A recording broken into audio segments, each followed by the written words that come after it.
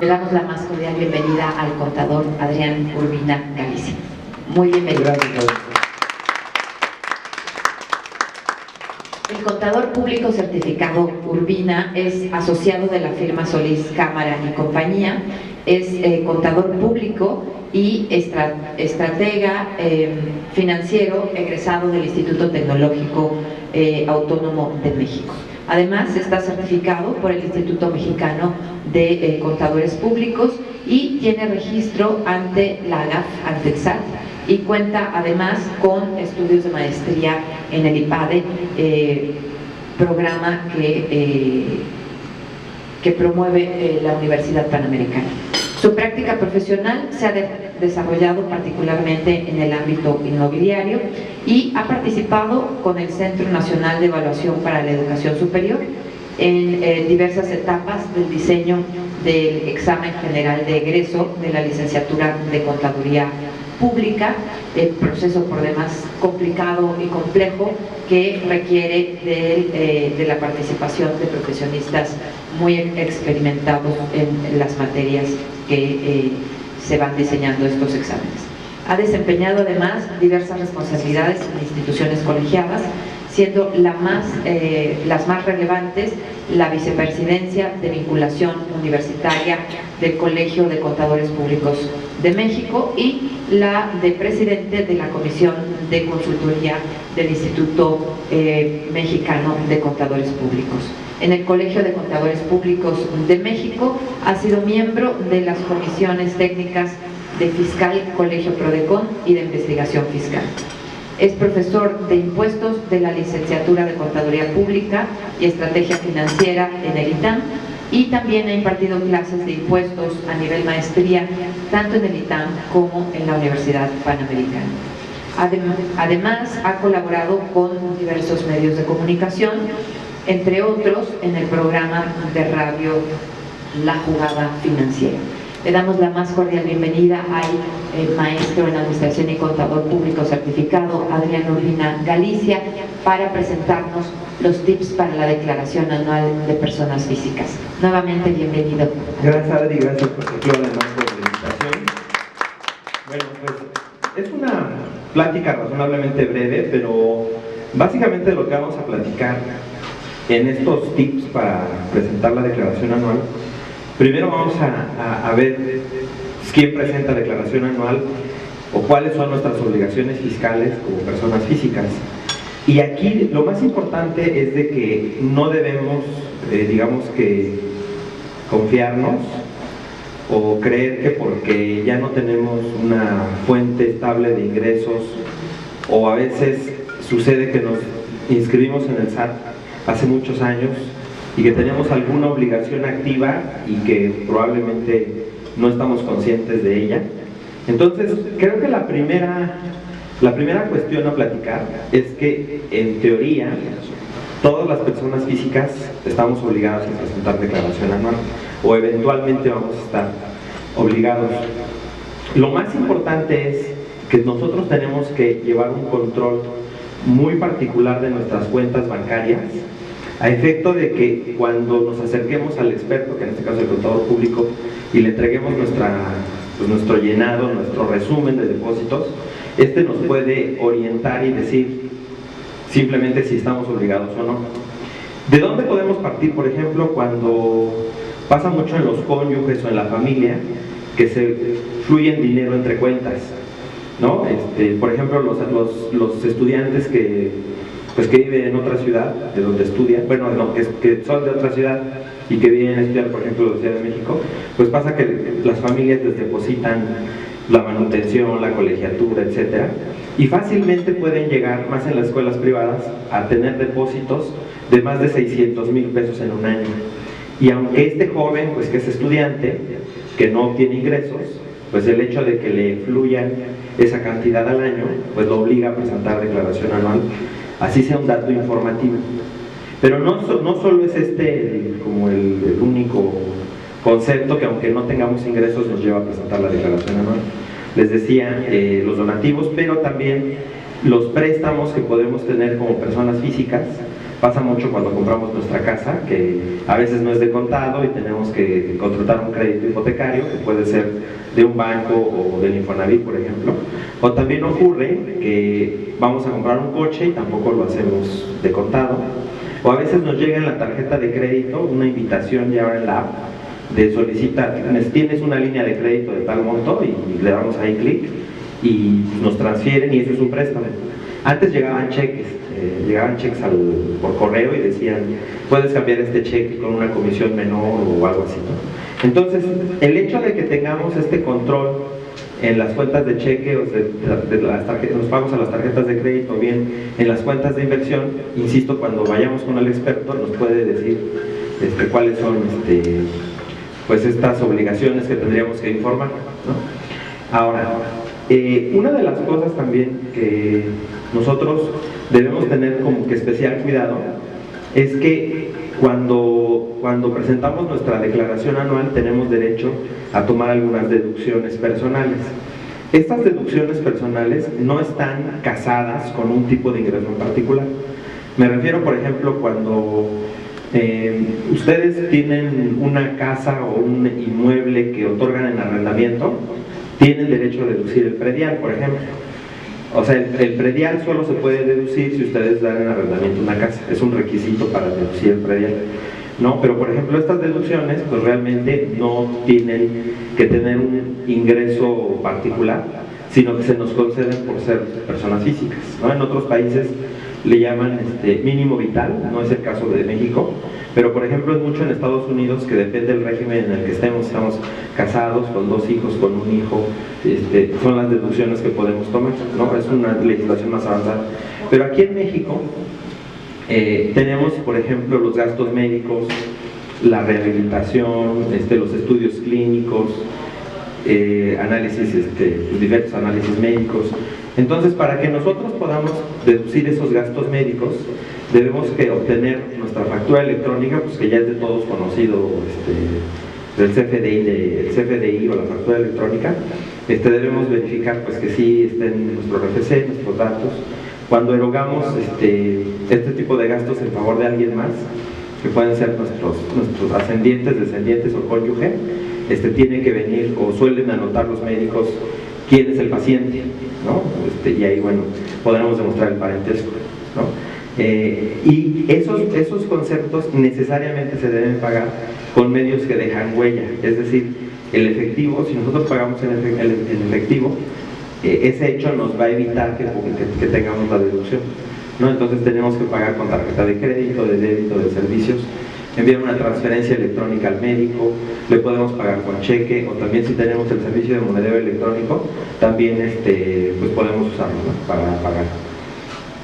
Ahora, les comentaba que hay cierta información obligatoria que se debe proporcionar cuando estamos en la declaración anual, y que el hecho de no proporcionarla, en caso de una auditoría, eso nos lleva a perder la exención o el tratamiento original que se le daba a esos ingresos, y obviamente pues tendremos que pagar el impuesto, y es muy grave porque, bueno, son conceptos exentos, ¿no?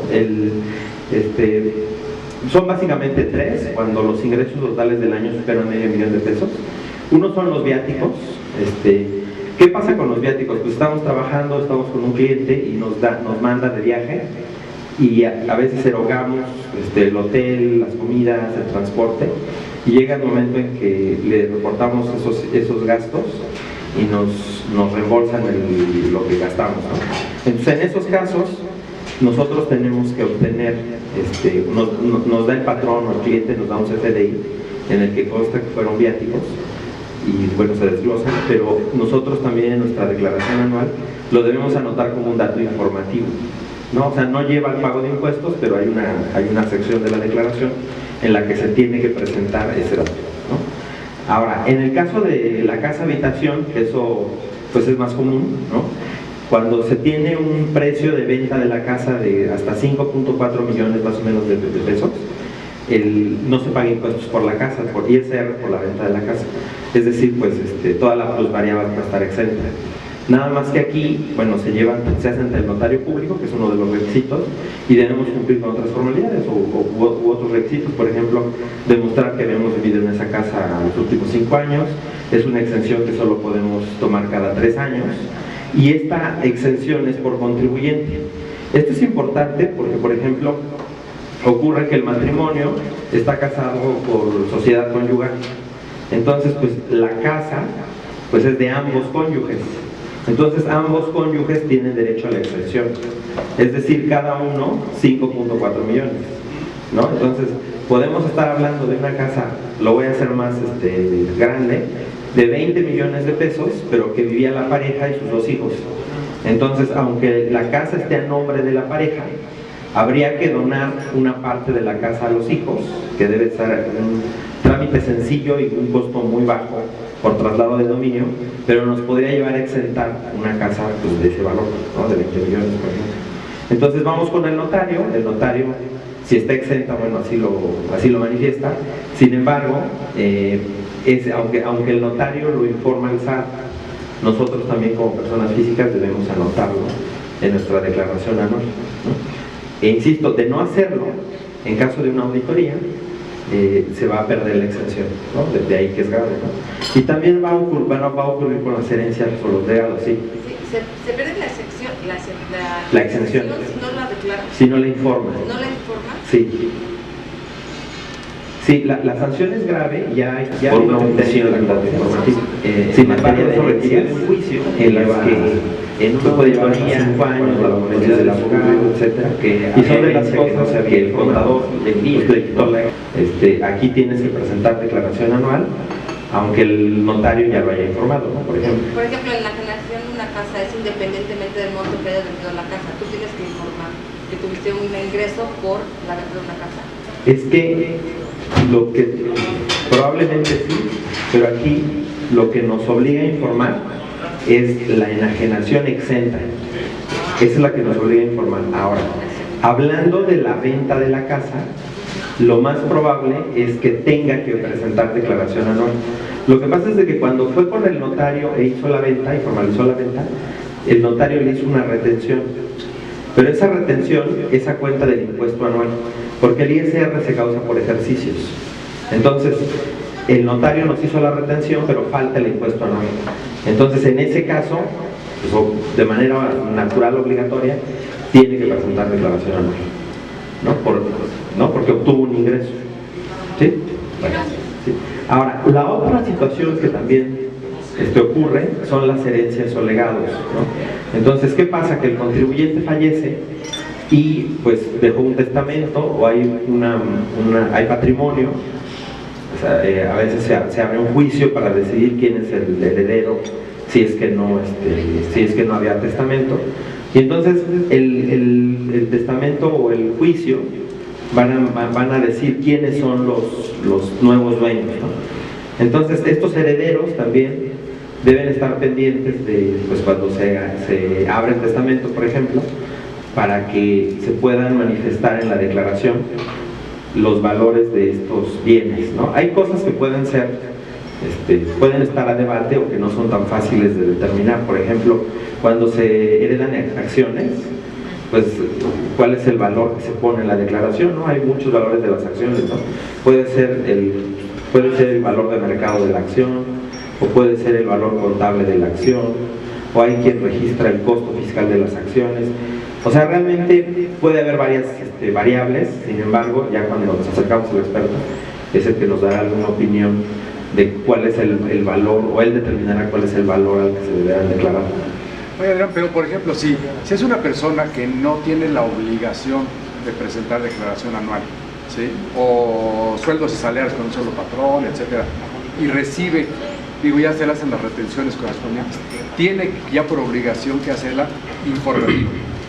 ¿Es correcto? Perdón, tiene la obligación de presentar declaración anual informativa. Suponiendo que sean sueldos y salarios, y ya recibió una herencia, una fracción de una casa, es lo que tiene que hacerlo informativo nada más. Porque en condiciones normales no tendría la obligación de presentar declaración anual, si sus ingresos no son tan altos, ¿no? en caso de sueldos y salarios. Sí, correcto. ¿Sí? O que ni siquiera esté dado de alta, no sé, algún hijo o alguna cosa así que reciba una herencia, tiene que hacer la declaración informando que recibió, no sé, el equivalente a 500,000 pesos, que eso fue su fracción que le dejaron de quitar. Necesariamente. O sea, el hecho de tener, por ejemplo, estos conceptos, cuando suman más de $500,000 de pesos, se convierten en datos obligatorios. Entonces, siguiendo su idea, puede ser un joven, un niño, un bebé que recibió la herencia, entonces habrá que inscribirlo en el Registro Federal de Contribuyentes y habrá que presentar su declaración anual con un dato informativo. Correcto. ¿No? Es el mismo formato para todos, nada más en el caso del bebé o del menor, nada más se anotará, hay una sección donde se indica presenta datos informativos y ahí está un renglón herencias y ahí se pone el dato. Dice, si no se convierte en ingresos acumulables. Digo, para el caso del menor de edad, pues también se crearía un ingreso acumulable. Sí, claro, es que el contribuyente es quien obtiene los ingresos. Sí, correcto. Entonces, por ejemplo, aquí el menor de edad o el bebé que recibió la herencia, ¿no? O bien pues en la televisión vemos comerciales de donde salen niños, ¿no? El que obtiene el ingreso es el niño. Entonces él es el contribuyente y él es el que está obligado a presentar declaración y los datos informativos, naturalmente a través de sus representantes legales, pero el contribuyente es el bebé, ¿no? Inclusive cuando una persona fallece, en tanto no se extinga su patrimonio, el difunto sigue presentando declaración anual, en tanto se asigna el patrimonio a través de su representante legal, en este caso el albacea, ¿no? Entonces no importa si el contribuyente fallece, en tanto siga habiendo patrimonio, o sea que tenía inmuebles, acciones, yo qué sé, se tiene que asignar el patrimonio y cuando el patrimonio se extingue, ahí es donde se presenta una cancelación al RFC, donde ya se entrega todo y ya hasta ahí se termina la obligación de declarar, ¿no? Entonces pasa esto, ¿no? En los difuntos y en los bebés, bueno, en los menores, que hay obligaciones, ¿no? Ahora, aquí, si se omite la información y la autoridad lo detecta, pero lo detecta en una auditoría, es que se pierden las exenciones y es donde ya se convierte en ingreso acumulable y los lleva al pago de impuestos, ¿no? Esto es importante porque el hecho de que nosotros recibamos a veces la autoridad nos manda un mensaje de texto o nos manda un correo electrónico, pues eso realmente no es un ejercicio de facultades, ¿no? Ahora hay que tener activo el buzón tributario, y en el buzón tributario, que es un depositario de información, donde llega una notificación y nos dice, tienes un aviso, ¿no? Ahí hay trucos, ¿no? Ahí dices, no lo abras, ¿no? Ahí en el depositario se dice cuál es el tema sobre el que versa el documento, ¿no? Hay veces que dice requerimiento de obligaciones, o a veces dice pues, ejercicio de facultades de comprobación, ¿no? Ahí nos dice más, nos sugiere de qué se trata el documento. Entonces digo no abrirlo porque, por ejemplo, si dice requerimiento de obligaciones, pues vamos a ver en qué estamos omisos. Entonces presentamos los documentos, las declaraciones, y en tanto no se abre el documento, no se notifica. O sea, por ley se notifica al cuarto día. Entonces, si hoy vemos el buzón y hoy dice un aviso, hoy que es miércoles 5, mañana es inhábil para efectos de fiscales, el viernes también, sábado y domingo no cuenta. Entonces estamos hoy es 5, vamos a estar el lunes a 10, el martes a 11, el miércoles a 12, se va a notificar el 12 de abril. Entonces tuvimos una semana completa para ponernos al corriente en nuestras obligaciones. ¿Cuál va a ser la consecuencia?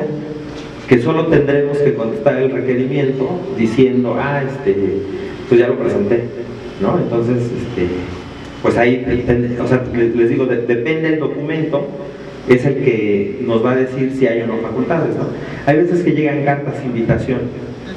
Una carta de invitación, digamos que es lo mismo que una auditoría, pero sin las formalidades de esta. Entonces, por ejemplo, ahí si hay omisión de obligaciones, no hay multas, o si se nos olvidó anotar uno de estos datos, simplemente presentamos una declaración complementaria anotando en los renglones la información que debíamos presentar y no hay ninguna sanción, no hay ningún inconveniente.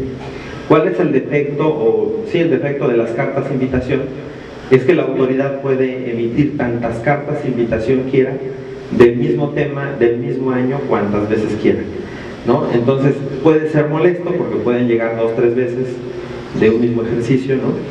La autoridad lo hace para protegerse, porque cuando ejerce facultades de comprobación, o sea, cuando manda una auditoría, solo la puede hacer una vez por el ejercicio y por el impuesto. Nos pudo haber llegado, por ejemplo, una auditoría de ISR y tiempo después del mismo ejercicio una auditoría de IVA. O sea, eso puede ocurrir porque son 2 impuestos diferentes, ¿no? Pero no suele ocurrir así, suele llegar ISR e IVA, pero se atiende y solo nos pueden revisar una vez.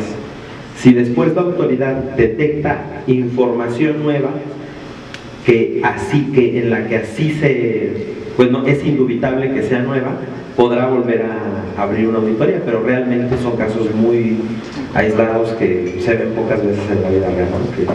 Que nos abra un ejercicio 2 veces es prácticamente imposible, ¿no? Entonces, sí. Pregunta, ¿opera de la misma manera cuando es una donación? Por ejemplo, una donación de una casa. Correcto. Un hijo. Sí. Igual que Sí, de hecho, los casos explicados. era sí. Cuando en lo individual o en su conjunto los premios, donativos y préstamos excedan de 600,000 pesos en el año, son datos informativos obligatorios. Y es cuando se hace la donación con el notario. Es correcto. En Sí. este año fiscal es cuando se tiene que hacer la declaración. Es correcto. De hecho, es una de las cosas que recomendamos, por aquí lo habíamos puesto, en la que, aquí está, celebrar convenio de donación. Se requiere la formalización ante fedatario público porque así lo indica el Código Civil, ¿no? Y de hecho, en el Código Civil se anota un monto, si mal no recuerdo, son 3,500 pesos o 5,000 pesos. Es decir, cualquier donación que hagan tienen que llevarla ante fedatario, ¿no? A veces el fedatario cobra porcentajes del monto de la donación, pero realmente depende del notario, de la relación que llevemos con el notario, ¿no? Yo tengo clientes que les cobran 5,000 pesos por dar fe, o sea, es nada oneroso y realmente pues, es la forma legal en la que debemos cumplirlo. Y además es la forma en la que la auditoría, la autoridad de una auditoría nos exige que le demostremos, ¿no? Lo que nos pide es que le brindemos fecha cierta. Entonces, si nosotros hicimos una donación en 2022 y no la hemos formalizado, vayamos hoy con el notario, digamos, necesito que le des fe pública a este contrato. Es un contrato de 2 páginas donde dice, yo que soy tu papá, te regalo dinero, yo que soy tu hija, te lo acepto, ¿no? Y ya. Es un convenio de 2 hojas así de sencillo, ¿no? Ante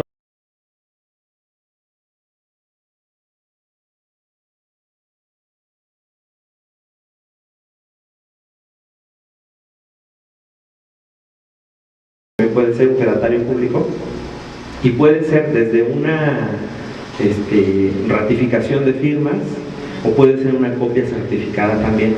Lo que importa es darle fecha cierta al documento, ¿no? Eso es lo que al final pide la autoridad, ¿no? Hay veces que también, aunque no tengamos, son las menos, pero a veces en auditorías, aunque no tengamos esta formalización, la autoridad palomea los procesos. Pero a veces nos enfrentamos pues al humor o al criterio de la autoridad y francamente no vale la pena arriesgarse si lo podemos arreglar por 5,000 pesos, ¿no? O sea, llevarlo al notario y ratificarlo. Dentro de estos conceptos de información obligatoria, decíamos de los donativos, hace rato decíamos de los préstamos. Obviamente, aquí también aplica los préstamos que nos demos en la familia, ¿no? A veces también nos prestamos amigos, familia, bueno, en ese caso tendremos que también tener los documentos, pues el contrato de préstamo, los pagarés correspondientes y siempre verificar que el dinero pues va de nuestra cuenta a quien le dimos el préstamo o de quien nos dio el préstamo a nuestra cuenta. Y lo mismo los pagos, porque si empezamos con que, oye, yo te presté, pero ya que me pagaste, deposítaselo a mi hermano, pues evidentemente no vamos a tener el flujo, no se va a poder demostrar, y en una revisión pues entrarán las discusiones con la autoridad, ¿no? Ahora, en el caso de los premios, el premio tiene un pago definitivo, o sea, quien nos paga el premio nos hace una retención más o menos del 7%, el 1% es de ISR federal, el 6% es estatal. Entonces nos deposita ya libre de impuestos. Es un pago definitivo en tanto se informe en la declaración anual, ¿no? Y estos montos son combinados. Es decir, pudimos haber comprado nuestro coche a crédito de 300,000, pero me gané el melate de 100,000 y mi mamá me regaló 300,000 y asume 700,000 y entonces se convierte en un dato obligatorio, ¿no? Enfatizando que esto ocurre cuando la autoridad nos practica una auditoría, ¿no? Ahora, el tema de las auditorías, que siempre es como una pregunta frecuente, no hay como, bueno, podemos nosotros ya en la práctica medio inferir cuando hay auditorías, pero no hay una regla como tal. La autoridad o el concepto, la autoridad le llama modelo de riesgo, ¿no? Que tiene un modelo de riesgo, lo que eso signifique, ¿no? En el que va alimentando la información pues con nuestros atributos fiscales, ¿no? Cuando nosotros nos inscribimos al SAT, nos pregunta qué vamos a hacer, qué actividad económica estamos haciendo, y luego nos pide, por ejemplo, porcentajes, ¿no? Decimos, oye, pues tengo arrendamiento y también soy asalariado. Entonces nos dice que más o menos le digamos qué porcentaje de ingresos vamos a tener por salarios y por arrendamiento, ¿no? Y luego nuestro domicilio fiscal, con qué frecuencia cambiamos el domicilio, si somos omisos en las obligaciones, nuestros montos de ingresos. O sea, empieza con todo lo que va observando de nuestro comportamiento fiscal, va desprendiendo o va situándonos en su universo de características, ¿no? Por ejemplo, hubo un año que, por ejemplo, le mandó auditorías a los notarios, otro tiempo le mandó, no sé, a las aseguradoras, otro tiempo a los bancos, y así, o sea, como que de repente agarra modas, y entonces, pues si estamos en el sector de médicos, pues ya, si fiscalizó a los médicos, pues a lo mejor nos toca, ¿no? ¿Cómo nos podemos ganar una auditoría? Digo, ocurre más en las empresas o en las personas físicas que tienen actividades empresariales, lo que conocemos como compra de facturas, ¿no? Si cometemos o estamos en una situación en la que quien nos prestó el servicio o nos enajenó bienes cae en la lista negra, ¿no? Hay un artículo ahí en el código que es el artículo 69B, que así lo conocemos, ¿no? La lista del 69B o la lista negra, en la que se informa a la sociedad cuáles son las empresas detectadas que tienen algún incumplimiento ante el SAT. Normalmente lo más común es que estas empresas hayan simulado operaciones, es decir, que sin contar con activos o sin recursos, sin empleados, sin infraestructura, están emitiendo facturas, por eso la venta de facturas, ¿no? Entonces, no solo es eso, puede ser, por ejemplo, nos pasó con un cliente, que el cliente adquirió un centro comercial, más o menos 3.500 millones de pesos de lo que le costó, pero cuando al vendedor le quisieron revisar sus impuestos, este contribuyente no apareció, estaba no localizado, y al estar no localizado no pudieron ejercer facultades y en consecuencia lo publicó en la lista, ¿no? Entonces no es que mi cliente hubiera falseado cosas o hubiera comprado una factura, simplemente en los controles o en la revisión pues salió que el otro era de los malos, ¿no? Y también nos ha pasado, inclusive por motivos políticos, que ponen empresas en la lista, normalmente pues porque quieren, pues en este caso el Estado, pues obtener algo de los accionistas o algo, y entonces también lo ponen en la lista para que pues reaccionen, ¿no? Entonces, una manera de ganarse una auditoría es hacer operaciones con personas que están en la lista, ¿no? Ahí sí nos llega una carta, nos suele llegar una carta, oye, detecté que hiciste operaciones con este tipo de contribuyentes, y ahí tenemos que atender la carta. ¿En qué consiste atender la carta? Pues hay de dos opciones. Por ejemplo, mi cliente, o sea, le llegó la carta y dijo, oye, pues aquí está la escritura, aquí está el pago, como era por el monto de la operación, tuvo que ir a COFESE, a la Comisión Federal de Competencia, que autorizara la operación. Era una empresa pública, entonces hizo comunicados en la bolsa. Entonces le entregó todo eso, dijo, oye, pues yo no simulé nada, aquí yo adquirí, y con eso palomita, ¿no? Cuando no se puede demostrar este tipo de operaciones, o a veces este mismo cliente le había llegado en esa misma carta, creo que habían pintado una barra o algo y les cobraron 100,000 pesos, y dijo, no, eso sí ya no lo voy a defender, y ya, eso está poco menos que imposible, y no tengo las fotos, y vamos a entrar a discutir, entonces te pago el efecto de la no deducción del ISR y del no acreditamiento en el IVA. Entonces, ya sea aclarar o pagar, a eso me refiero con atender la carta. Cuando no atendemos la carta, es cuando tarde o temprano puede llegar una auditoría, ¿no?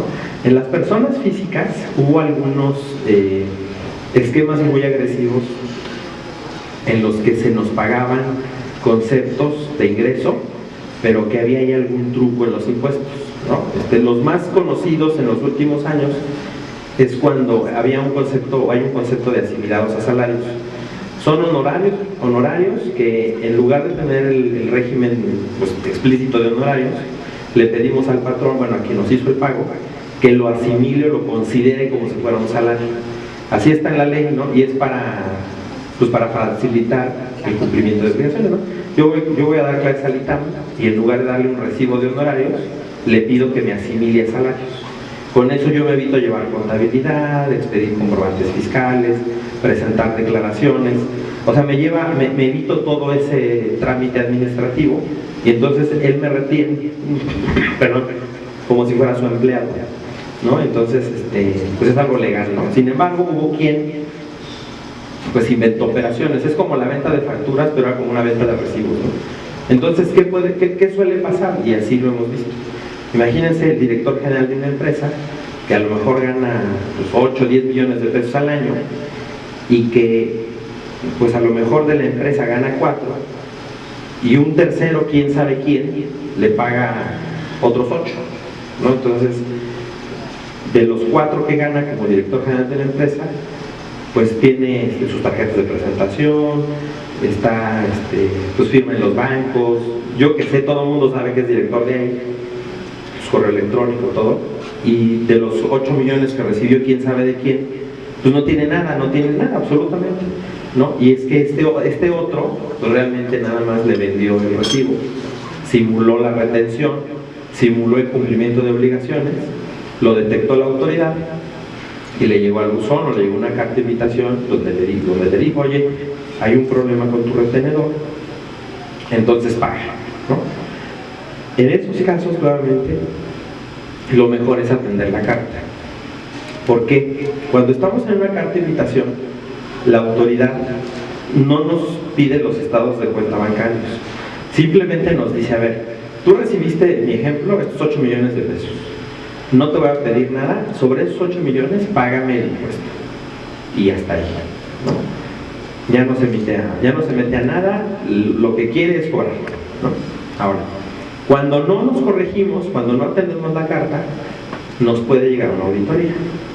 Entonces, cuando llega la auditoría ya pasa todo esto, ¿no? Ahorita estamos atendiendo una auditoría por este caso, un contribuyente que no se corrigió. Entonces tiene el préstamo del amigo de más de 2 millones de pesos, que no tiene fe pública, que no declaró, por ahí había una reducción de capital que le hizo una de las empresas, que no está bien soportada, en fin, tiene cantidad de depósitos que si a lo mejor debía tus 3 millones, pues ya va en 8, ¿no? Entonces puede ser muy costoso ignorar este tipo de comunicados de la autoridad, ¿no? Y este tema enfatizando viáticos, venta de casa habitación, herencias, premios, donativos, préstamos, cuando en su conjunto en el primer caso exceden 500,000 o los segundos 600,000, entonces tenemos que declararlos. Nosotros lo que hacemos, por ejemplo, o yo como se lo digo a mis alumnos, es si tienes más de 500,000 pesos en el año, informa todo. ¿no? Así ya no te metes o bueno, dile tú al contador y él nos dirá que sí y que no, para efectos de evitar este tipo de inconvenientes. Y también se declaran los bonos que reciben las personas que están trabajando, que vienen siendo como un premio por desempeño laboral. Sí, claro. No, sí, es que digamos que si hay una relación laboral, ese bono es parte del ingreso por salarios. Ajá. Entonces ese se tendrá que declarar. Ahora, hay ocasiones, como comentaba, que puede haber sueldos en los que no haya obligación de presentar declaración anual. Puede ocurrir. ¿Cuál es el más común? Cuando estuvimos todo el año trabajando y no percibimos ingresos que superaron 400,000 pesos. Si es nuestro único ingreso, si es nuestra única fuente de ingresos, no hay obligación de presentar declaración anual. Entonces, en el caso del bono, pues si está dentro de los 400 y no hay más obligación. O sea, el salario excede los 500 y tiene aparte un bono, los tiene que repetir. Exactamente, ¿no? Y ya pues, con eso le pone pues, todos estos conceptos. No, ahora, lo más recomendable es que presentemos declaración anual, porque el patrón, aun cuando estemos en salarios de menos de 400,000, el patrón no sabe de las deducciones personales, ¿no? Entonces, pues la mayoría de las personas, si no es que todos tenemos deducciones personales. Entonces, en la declaración anual, como se disminuye, pues realmente nos puede provocar un saldo a favor. O igual si tenemos intereses en el banco, la retención no se hace sobre el rendimiento, sino se hace sobre el capital invertido. Entonces, si nos hicieron retenciones por intereses, en la declaración anual van a formar parte del saldo a favor, ¿no? Entonces, de allí que aunque no superemos los 400,000, pues puede ser que convenga presentar la declaración. Ahora, esas deducciones personales, pues aunque están limitadas en el monto, realmente pues, son vastas, ¿no? Por ejemplo, decíamos hace rato los gastos médicos. Ahora con el COVID todo el mundo nos hicimos pruebas, ¿no? Nos pasó algo, la rehabilitación también entra dentro de los gastos médicos. Los análisis de laboratorio también lo son. Y pueden ser hacia ascendientes, descendientes, cónyuge o concubino, ¿no? Concubina. Nada más ahí habrá que demostrar el concubinato. Hay un trámite en la alcaldía en la que hay que hacer y llevar testigos y que nos den un documento donde dice que es el concubino, ¿no? Tiene un límite las deducciones personales, ¿no? Sí, tienen un límite, pero este límite, el más común que conocemos son 5 UMAS anuales, son como 175,000. Es el más común, pero no es tan directo. Son 2 reglas: el 15% de nuestros ingresos totales en un año o 5 UMAS. Entonces voy a inventar, pues tengo 1,000,000 de pesos de ingreso, solo puedo tomar hasta el 15%, serían 150,000, ¿no? Pero si tuve 2 millones, el 15% serían 300,000, pero no, porque el límite son 175, ¿no? Entonces de esos 2 el menor es el que podemos tomar, ¿no? Aún así pues vale la pena tomarlos. Ahora, estos gastos médicos son los erogados en México, ¿no? Entonces si salimos al extranjero a atendernos, pues eso no cuenta, ¿no? Ese es como el que casi todos tenemos, ¿no? Otra deducción personal que podemos usar o emplear son los gastos de funeraria, que nuevamente van hacia el propio contribuyente, cónyuge, ascendientes o descendientes. Están los planes a futuro, ven que luego en Galloso o en García López nos ofrecen planes a futuro. Esos planes a futuro, los pagos no son deducibles, sino hasta que ocurra la muerte de alguno de los que dije. Pues en ese momento que recibimos el servicio, podremos tomar la deducción de hasta una UMA, son como 30,000 pesos, ¿no? Pudiera ser que el contribuyente deduzca sus propios gastos de funeral, ¿no? O sea, a lo mejor falleció el contribuyente, se hizo uso del servicio, pero como él los pagó, en su declaración su albacea los podrá deducir, ¿no? Eso puede pasar, ¿no? Aquí importante es que la deducción, aunque está truncada o está limitada a una UMA, esta UMA es por contribuyente. ¿Qué puede pasar? A lo mejor falleció el abuelo y costó 400,000 pesos todos los servicios de funeral, ¿no? Pero entonces si lo pagan, si estos gastos de funeral lo pagan los nietos y los hijos, pues a lo mejor ya son 8 contribuyentes o 10 contribuyentes, a 30,000 pues ya se usaron 300,000 de la deducción, ¿no? O sea, son por contribuyente, pero no por evento. Entonces pues también habría que, digo, es lamentable, pero pues hay que usarlo. Y en el caso de los gastos médicos mayores, el seguro, Sí. ¿sí? En ese caso sí lo puedes deducir desde el principio que pagaste la póliza de toda la familia, por ejemplo. O hasta que ocurra un evento. Sí, no, es cuando pagas la prima, cuando pagas tu póliza, es ahí donde tomas la deducción, ¿no? Y esa sí puede ser a una aseguradora del extranjero.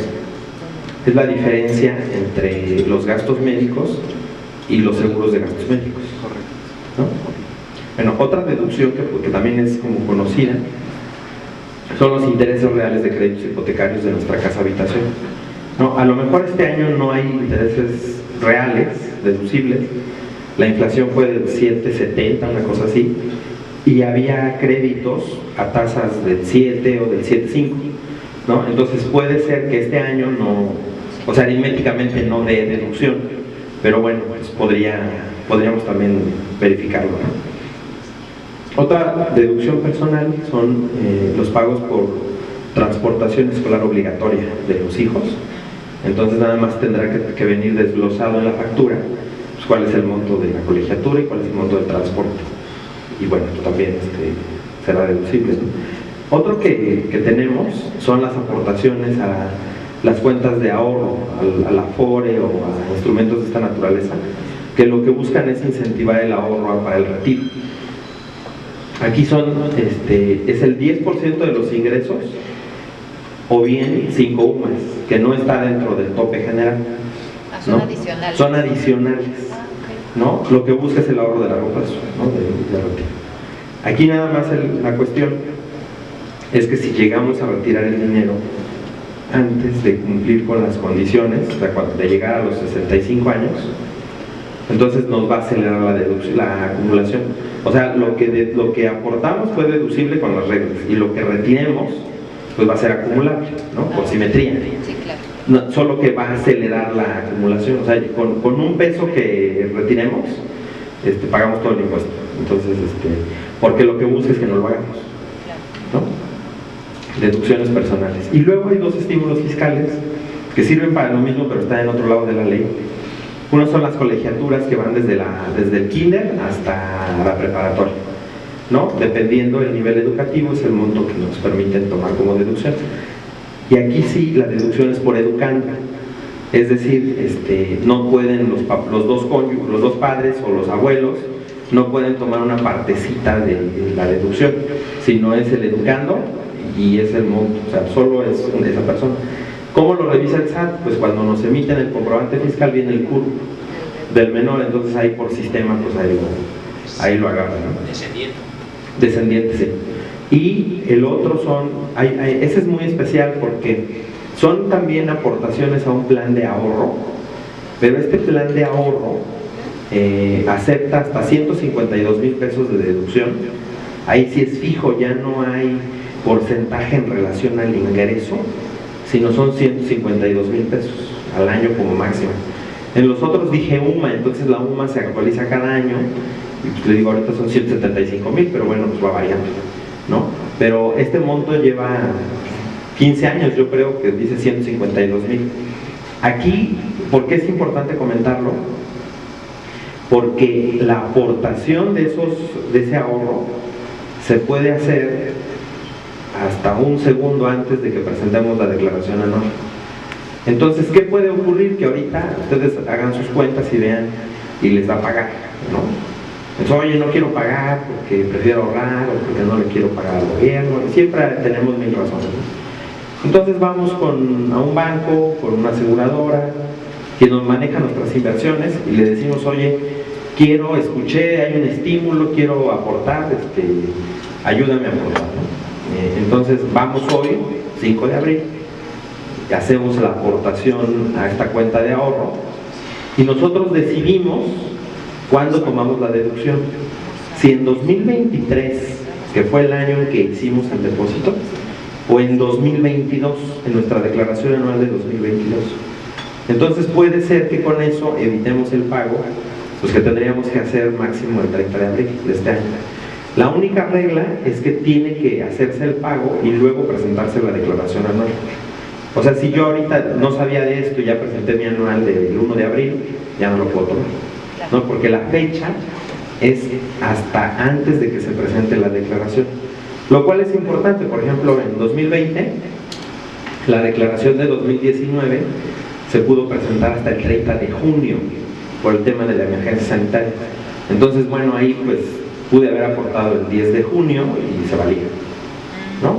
Entonces, bueno, pues yo creo que ahí... Pero no entiendo muy bien, ¿a qué te refieres con estímulo fiscal? ¿Qué es una cuenta de qué? ¿De ahorro? Esa es una cuenta de ahorro. ¿Que te lo dan los bancos o cómo? Tú puedes ir al banco y abrir una cuenta especial para el ahorro en términos del estímulo fiscal. O sea, es específica y te la da una institución financiera. Te la da una institución financiera, te la puede dar una aseguradora. Ah, ok. Por ejemplo, probablemente hemos escuchado del Segubeca, ¿no? Sí, sí, sí.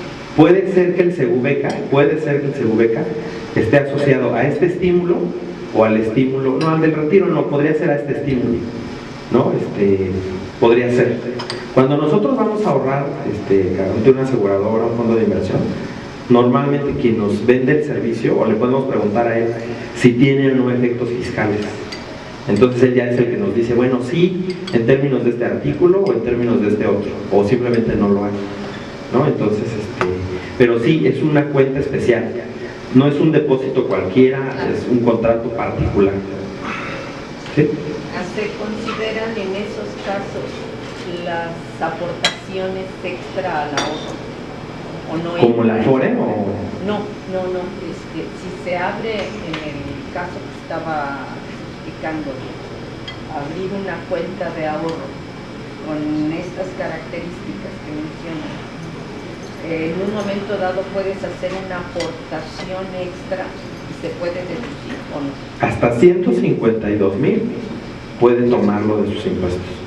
Ya lo que exceda ya no se puede deducir, porque ese es el tope, ¿no? Aquí también, si retiramos el dinero, acumulamos el monto del retiro, porque también lo que busca es un ahorro de largo plazo, ¿no? De hecho, es un esquema de diferimiento de impuestos, ¿no? ¿Qué prefieres hoy, pagarlo hoy o pagarlo menos? ¿No? Este estímulo funciona mucho porque hay algunos ingresos, por ejemplo, cuando vendemos acciones o un inmueble o la casa en la parte que no está exenta, pues va a pagar impuestos, ¿no? Entonces, es un poco complejo, pero nos pide que hagamos el cálculo de una tasa efectiva de impuestos del año. Entonces, este mecanismo de ahorro nos ayuda a bajar la tasa.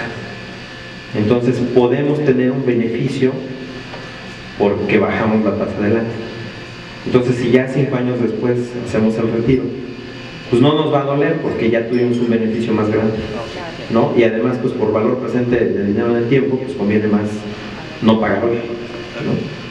Ahora, estos digamos que son, bueno, aquí, antes de eso, hay que llevar un control de los depósitos en nuestras cuentas, ¿no? En un Excel, en un folder, saber de dónde vino el dinero que nos depositaron, ¿no? Por ejemplo, pues si hubo el donativo, la herencia, pues ahí guardarlo, ¿no? El tema del premio también. En el caso de los premios, cuando somos beneficiarios de, no sé, de la lotería, tenemos que llevar el boletito original, ¿no? O la serie, lo que llevemos, y tenemos que identificarnos, ¿no? Tu comprobante de domicilio, RFC, la cuenta bancaria, ¿no? Entonces, no en tanto puedas demostrar que era tu cuenta, ¿no? Si es el mismo nombre de titular. No hay ningún problema. Nada más que sí guarda el depósito y los estados de cuenta. O sea, guarda la orden de transferencia y guarda ambos estados de cuenta. Sí nos ha ocurrido que, por ejemplo, pasa más cuando transfieres a moneda diferente, ¿no? De peso a dólar, por ejemplo, o al revés. A veces la autoridad, por más obvio que sea, a veces se pone quisquilloso por el tipo de cambio, ¿no? Que a veces no lo entiende. Entonces, bueno, pues, ahí habrá que discutirlo. ¿Es necesario poner la leyenda traspaso entre cuentas propias o no es necesario porque se trata del mismo titular? Yo creo que basta con eso, ¿no? Traspaso entre cuentas propias, sí. Mil gracias. Sí. Perdón, ¿y por cuánto tiempo tiene la obligación de tener el soporte documental? ¿Por 5 años? Y la autoridad te pide 5 años. La ley lo que te dice es que cuando no presentaste declaración, el tiempo puede ir hasta 10 años. O sea, no sabías que estabas obligada y no lo hiciste. En ese caso son 10 años, ¿no? Eso dice la ley, bueno, el código, pero no suelen hacerlo. O sea, suelen fiscalizar 5 años, ¿no? Eso es como costumbre política práctica. De hecho, ahorita estamos felices las empresas. 2017, pues ya se acabó, ¿no? Porque lo presentamos en marzo de 2018 y ya pasaron 5 años. Entonces ya 2017, pues ya, ¿no? Ponerle un manito y ya, ¿no? Ahora, es importante comentar más en las empresas que estos 5 años no son fijos, son dinámicos, no son móviles. Depende de las características, porque nos piden 5 años resguardar la información, pero a partir del último hecho al que le dimos efecto fiscal a la operación. Entonces te voy a poner este ejemplo, ¿no? Los fibras, ¿no? Son fideicomisos inmobiliarios que cotizan en la bolsa. Normalmente ellos deprecian al 1% las construcciones, los inmuebles, ¿no? Al 1 o 2%. Tú le vas a poner 2%. Usted va a tardar 50 años en depreciar, ¿no? Okay. Y si en el año 50 tuvo pérdida, pues tenía 10 años para usarla. Entonces luego sigo forzando, son 10 años y casualmente en el 10º año amortizó la pérdida. Entonces ya pasaron 60 años y eso agrega 5. O sea, no es, por eso digo que no es fijo el tiempo, ¿no? Obviamente se habla de una empresa, en una persona física pues suelen ser 5 años. Ahora, también es relativo porque imagínense que ustedes en el año 2000 hicieron una aportación a su empresa, una aportación de capital a su empresa, y el día de hoy retiran el capital, ¿no?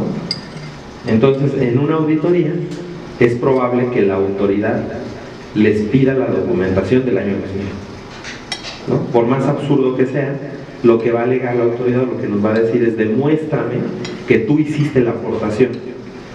Entonces, bueno, pues ahí estamos buscando en carpetas de hace 20 años, ¿no? Y eso es verídico, o sea, eso nos pasa todos los días en las auditorías. Entonces, lo mejor es tener lo más que se pueda, ¿no? Lo más que se pueda, más los estados de cuenta, ¿no? Que a lo mejor, ahora más que son digitales, pues ya se puede, pues puede ser más fácil.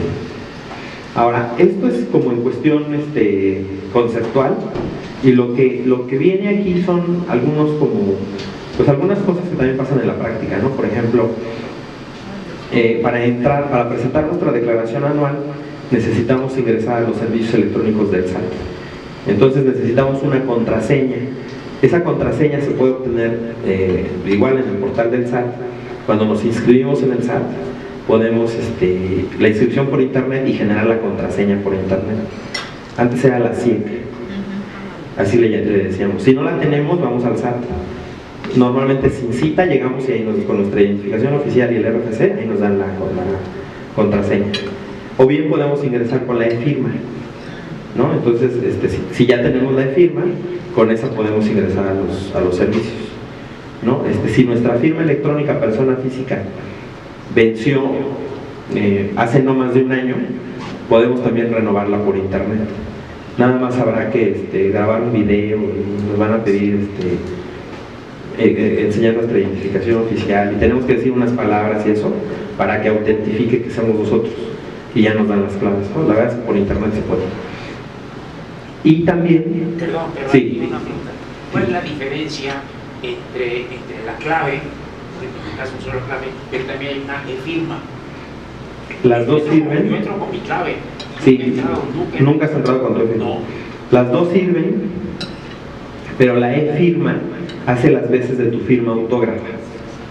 Es como si tú estuvieras firmando. Esa es la diferencia. O sea, la e-firma es más robusta que la contraseña.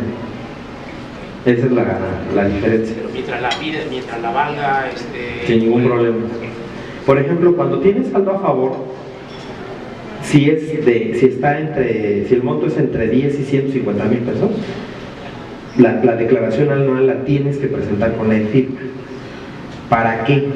Para que te entres al programa de devoluciones automáticas. Eso si lo haces, a lo mejor, si va bien, en 5 días hábiles te devuelven, si todo checó, ¿no? Si tú no lo firmas, si no usas la e-firma, sino solo la contraseña, no puedes entrar al sistema de facilidad y tienes que solicitar la devolución, ¿no? Entonces es un trámite más largo, más caro, ¿no? Están estos visores en la página del SAT, donde podemos ver las deducciones personales y lo que el patrón nos registró ante el SAT, ¿no? Como ingresos. Viene aquí el visor de nómina, está por ejercicio, se muestra como en un total, ¿no? Y luego, bueno, si entramos al detalle, va a decir por RFC cuál fue el monto que nos pagaron. Esto es importante por temas de suplantación de identidad, ¿no? Entonces es público, es muy sencillo ingresar a esta parte para ver que sí nos están reportando lo que nos pagaron y que no hay alguien ahí travieso que está usando nuestro RFC. Perdón, ¿nos Sí. puedo regresar más para ver los dos visores? ¿Vale? O sea, ¿Aquí? ahí. Sí, en la página del SAT, en la parte de personas, declaraciones, ver más y ahí están los visores. Están estos dos, ¿no? Y luego el primero que mostré fue el de nómina y el segundo es el de deducciones personales. No, ahora, el SAT va muy avanzado en algunas cosas, pero pues tiene sus limitaciones. Entonces, por ejemplo, si ustedes hubieran visto esto hace 2 semanas, no estaban todas las deducciones personales. Eso se refiere al ejercicio anterior. Al ejercicio anterior. Exacto. Ahora, hay otro, bueno, aquí viene el resumen, ¿no? Por ejemplo, cuando consultamos cuando hicimos esta página, esta presentación, fue por ahí del 12 de marzo, 15 de marzo. Por ejemplo, ahí no están las aportaciones de ahorro, las que decíamos de retiro, no están ahí, aunque este contribuyente las tenía. Pero ya que se habilitó el portal el 1 de abril, ya aparecieron, ¿no? Entonces, vaya, tiene sus limitaciones, pero son una opción para ver, ¿no? Ahora, cuando vemos las deducciones personales, pues vienen los conceptos y podemos ver, imagínense que en la forma de pago, alguna dijera efectivo, ¿no? Entonces, oye, pues yo la pagué con tarjeta, pues háblenle al médico que se los cambie, ¿no? De ahí la importancia que estemos monitoreando, ¿no? Ahora, hay otra sección muy importante aquí en el módulo de factura electrónica, de cancela y recupera tus facturas.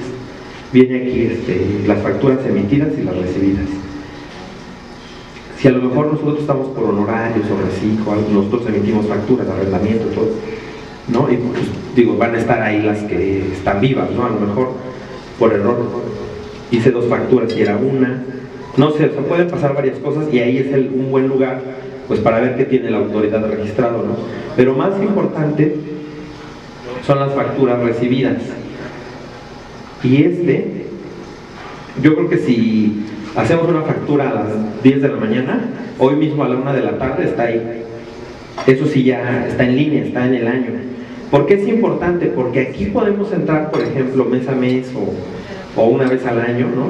Y descargar todas las facturas que recibimos. ¿Por qué es importante?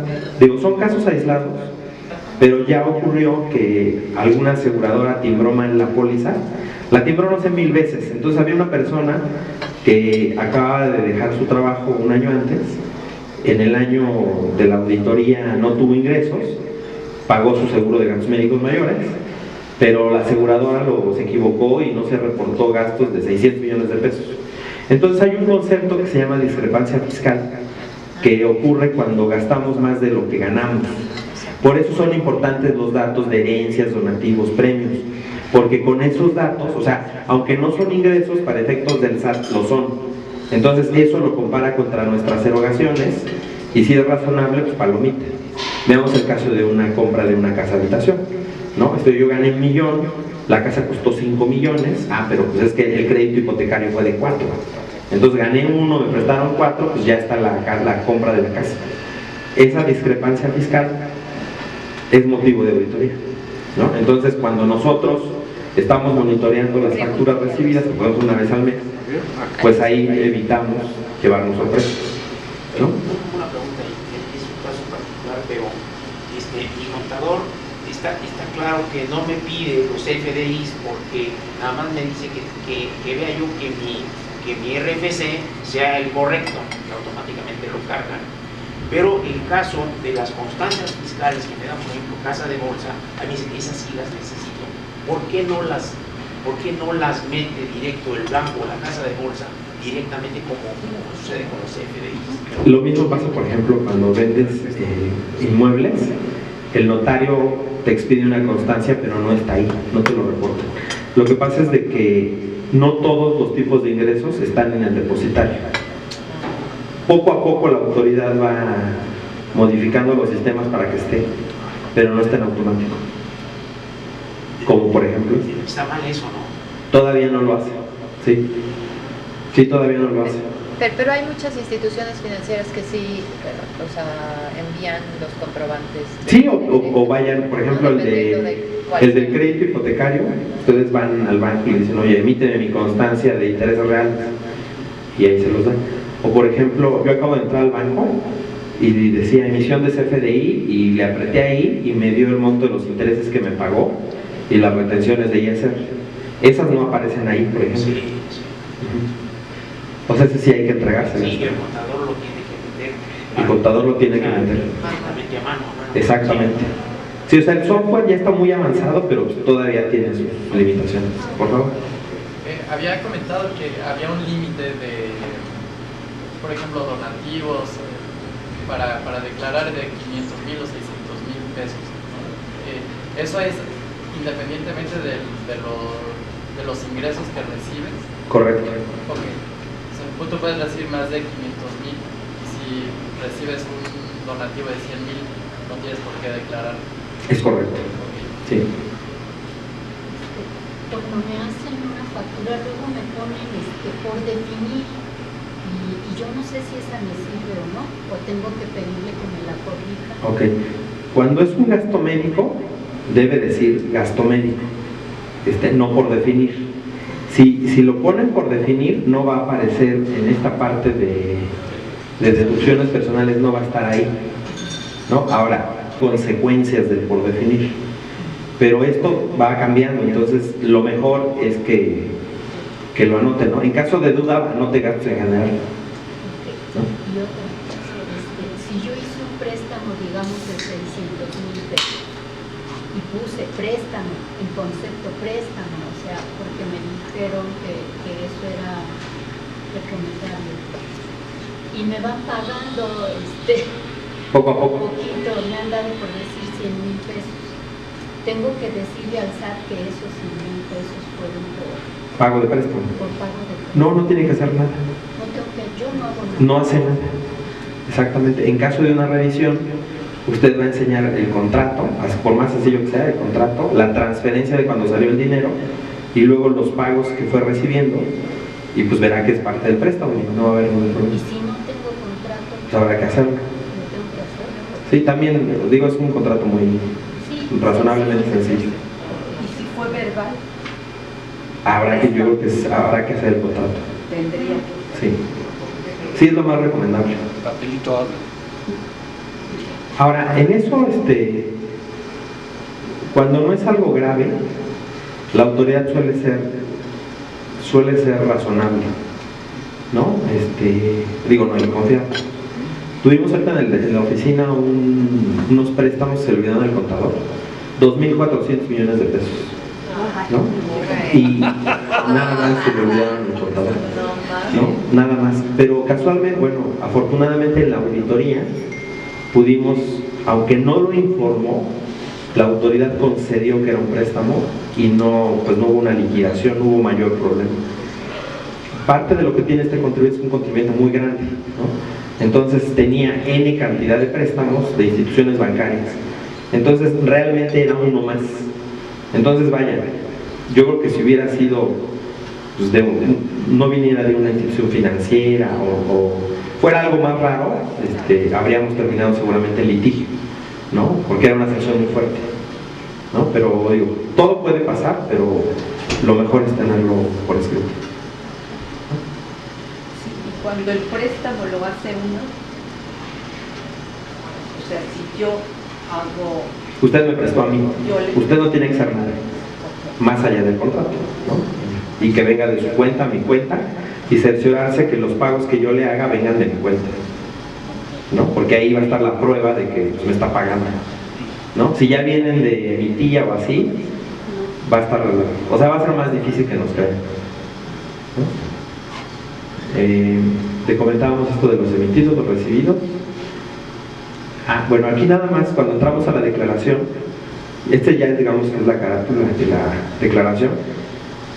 Aquí nada más tenemos que seleccionar cuáles son los ingresos por los que vamos a declarar, a los que estamos obligados. Hace rato comenté que podíamos no tener ingresos, por ejemplo por honorarios, pero tener inscrita la obligación. Entonces, aunque no hayamos emitido un solo recibo, solo por estar inscritos en esa obligación nos lleva a presentar declaración anual. De allí el comentario de pues, acérquense a su contador y pregunten, o sea, no se confíen porque podemos ser omisos por no estar conscientes. Y aquí en esta parte de acá vienen, por ejemplo, podría no tener obligaciones de ningún tipo y aquí vienen los datos informativos para, yo voy a poner la palomita para que nos despliegue esta parte. Bueno, ahorita me regreso aquí. Bueno, no, aquí ya no, algo me pasó que no la tengo, pero vienen los conceptos de donativo, de préstamos y de premios. No vienen los renglones explícitos para ponerlos, ¿no? Y ya nada más por último, para este año es una novedad. Cuando declaramos los salarios, vienen los RFCs y los montos precargados, pero tenemos que darle aquí en este visor, aquí donde está el ojito, nos va a desplegar los montos y tenemos ahí que aceptar que son ingresos que reconocemos y si no los reconocemos nosotros los tenemos que borrar, ¿no? Esto es una novedad porque pues quieren evitar fraude de identidad y todo eso, ¿no? Y más por lo que comenté hace rato también de que hubo simulación de recibos. Entonces como que quieren más la prueba de que no mentimos, pues, de que no digamos, no, pues como estaba cargado, ¿no? Entonces ya por eso le quieren que le pongamos que estamos de acuerdo, ¿no? Y lo mismo en las deducciones personales, viene por concepto, igual, ¿no? Si aceptamos o no. Pues básicamente es lo que había preparado. Una pregunta, por ejemplo, aquí si eres accionista, te pedía que tuvieras en tu constancia de situación fiscal el régimen de accionista. Correcto. Entonces, al hacer tu declaración, tienes que ponerle la palomita de dividendos también. Exacto, aquí. Y pone 0. Y pone 0 y pone el RFC del club. Aunque no haya pagado. Aunque no le hayan pagado dividendos. Pero De hecho, siempre tengo que ponerlo. sí, de hecho, eso la obliga a presentar declaración anual. Aunque no nos paguen dividendos. Es otro tipo de ingreso por el que se genera la obligación. Sí, pero ya lo tiene, como esto fue hace años, hace 8 años, ¿no? Que nos obligaron a los socios Sí, sí. a hacer eso. Ya en mi perfil, digamos, ante Hacienda, ya dice ahí que soy accionista Exacto, también. exacto. Entonces yo creo que ya no tengo que ponerle ahí palomear porque ya está en mi perfil. Debiera, pero si no lo está, aquí con la palomita, Sí. le va a... Pones el RFC del club y 0. Y cero, ¿sí? O de todas las empresas en las que tú eres accionista tienes que poner. Con que le ponga una. Con que le pongas una, ok. Sí. Alejandro, yo tengo un caso, una persona que recibe aquí en México ingresos por dividendos y acumulable a salarios. Es su condición normal. Durante el 2022 recibió una herencia en Francia, ¿sí? Entonces, recibió propiedades y recibió dinero. Propiedades las vendieron, hablo en plural porque son hermanos, las vendieron, le retiran el 55% por la venta, el 45% se lo repartieron entre los hermanos, pero luego en el caso de esta persona, algún detalle había Y entonces el notario le dijo, no hay problema, me lo depositan a mí, yo te lo regreso a ti, digo ya con todas las retenciones de impuestos y demás. Es decir, primero ya hubo herencia, luego hubo ingresos por la venta de lo heredado, y luego todo el dinero lo transfirieron a Canadá, que tiene cuentas, y ahí está el dinero ya nunca ingresó a México. Entonces, digo, repitiendo un poquito lo que están diciendo es, lo recomendario es presenta su declaración por los ingresos recibidos en México e informa todo lo demás. O sea, México tiene un sistema de renta mundial, entonces no importa de dónde provenga el ingreso paga impuestos en México. Entonces, o sea, en lo que comentas, bueno, recibió una herencia en Francia. Bueno, la herencia es un dato informativo. Ah, no, bueno, vendió las propiedades.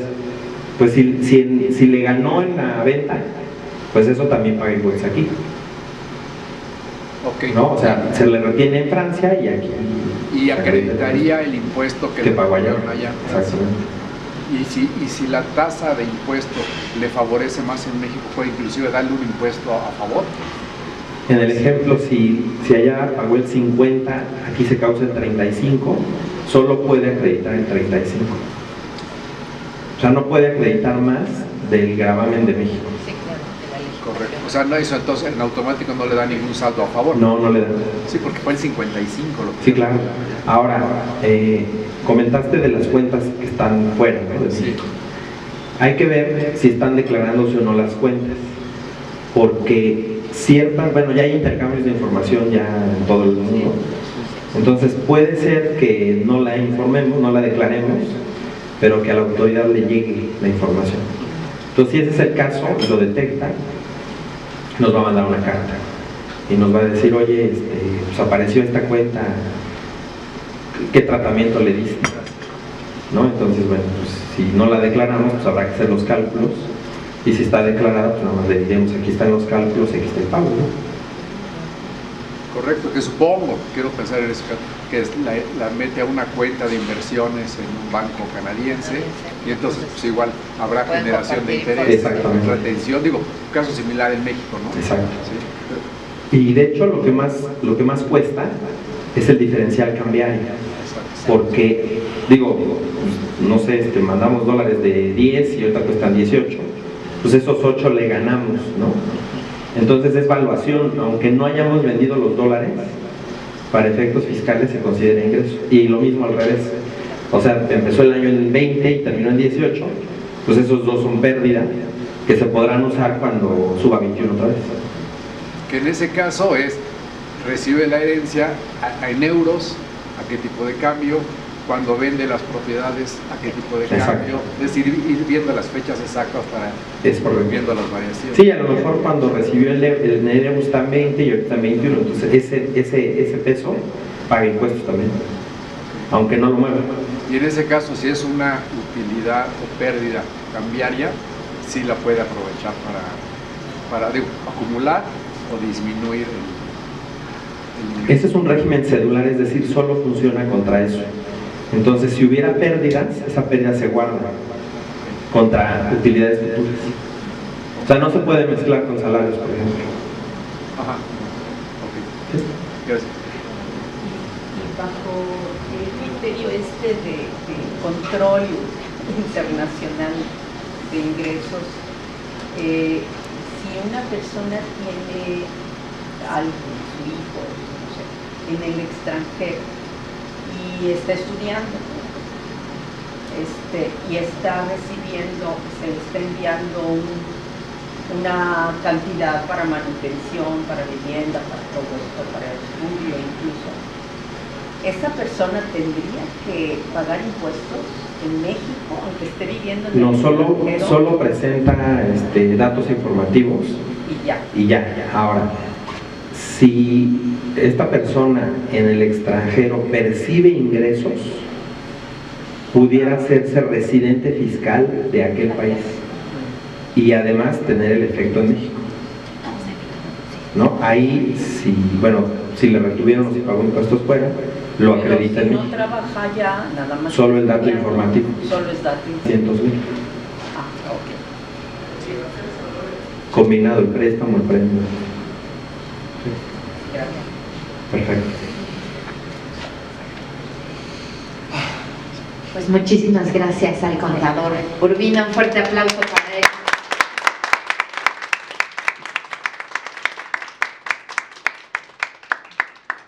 Y después de esta interesante, por demás interesante y además atractiva plática, quisiéramos preguntarte, Adrián, ¿en dónde podemos localizarte si tenemos alguna duda, si queremos cambiar de contador, si queremos cambiar de despacho? No vengo preparado, no traigo tarjetas, pero sí, te puedo mandar sí, ¿no? Te dejo mis datos y yo a través de él. Claro. ¿No? Gracias. Pues muchísimas gracias a ti y a nombre de todo el Consejo del Club Alemán, del contador Ricardes, que es nuestro tesorero aquí en el Consejo, del mío propio como vicepresidenta del club, otorgamos este reconocimiento al contador público certificado a Adrián Urbina Galicia por su destacada participación el día de hoy en esta mañana. Muchísimas gracias nuevamente, esperamos que no sea la primera ni la última.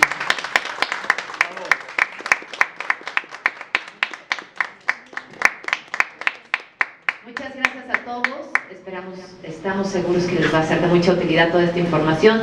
Bueno, pues los convocaremos a nuevas conferencias. Muchas gracias, muy buen día. Gracias.